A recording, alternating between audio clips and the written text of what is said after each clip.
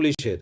ফিল্মি কায়দায় rice mill মালিককে ডেকে ছিনতাই, তারপর রাতভর আটকে রেখে ব্ল্যাকমেলিং করে মুক্তিপণ আদায়ের চেষ্টার ঘটনায় আরও 2 ব্যক্তিকে গ্রেপ্তার করল পূর্ব বর্ধমান জেলার ভাতার থানার পুলিশ। পুলিশ জানায়, ধৃতদের নাম আমির আলী শেখ এবং মুজিবুল শেখ। এদের মধ্যে আমির আলী শেখের বাড়ি ভাতারের পাটনা গ্রামে, মুজিবুল বলগনার বাসিন্দা। এই ঘটনায় 2 সপ্তাহ আগে ভাতারের বামসর গ্রামের বাসিন্দা জিয়ারুল শেখ ওরফে টুকাইকে গ্রেপ্তার করেছিল পুলিশ। তাকে হেফাজতে নিয়ে বাকি 2 জনের নাম জানতে পারেন তদন্তকারীরা। এরপর 2 জনকে গ্রেপ্তার করা হয়। জানা যায়, ঘটনাটা ঘটেছিল গত আগস্ট মাসের শেষের দিকে। মঙ্গলকোট থানার বামুন গ্রামের বাসিন্দা প্রাণগোপাল মণ্ডল ওরফে ধানুবাবু চালকল মালিক। সত্তরোদ্য ধানুবাবু ছেলের বিয়ের জন্য পাত্রী খুঁজছিলেন। এক অচেনা নম্বর থেকে তার কাছে ফোন গিয়েছিল। পাত্রীর সন্ধান দেওয়ার নাম করে প্রাণগোপাল বাবুকে ফোনে ডাকা হয়েছিল।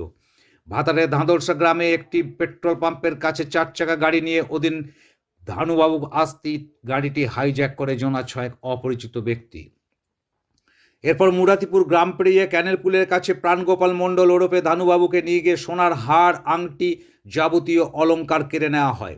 তারপর গাড়িতে চাপিয়ে বামসর গ্রামে একটি গোপন ডেরায় নিয়ে এসে আটকে রাখা হয় তাকে। 50 লক্ষ টাকা মুক্তিপণ দাবি করে মারধর চলে। পাশাপাশি প্রাণগোপাল বাবুকে আটকে রেখে একজন মহিলাকে নিয়ে এসে জোর করে কিছু আপত্তিকর ভিডিও তুলে রাখা হয়েছিল। সেই ছবি সামাজিক মাধ্যমে ছড়িয়ে দেওয়ার ভয় দেখিয়ে টাকার জন্য চাপ দেওয়া হয়। ওদিনই বাধ্য হয়ে ফোনপের মাধ্যমে 50,000 টাকা আদায় করে দুষ্কৃতীরা। পরের দিন সকালে ছেড়ে দেওয়া হয়। পুলিশকে জানালে প্রাণে মারার হুমকি দেওয়া হয়। ভয়ে তিনি প্রথমে অভিযোগ জানাতে চাননি।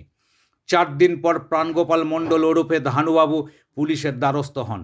এরপর পুলিশ তদন্তে নেমে প্রথমে বামসরের বাসিন্দা জিয়ারুল শেখকে গ্রেপ্তার করে।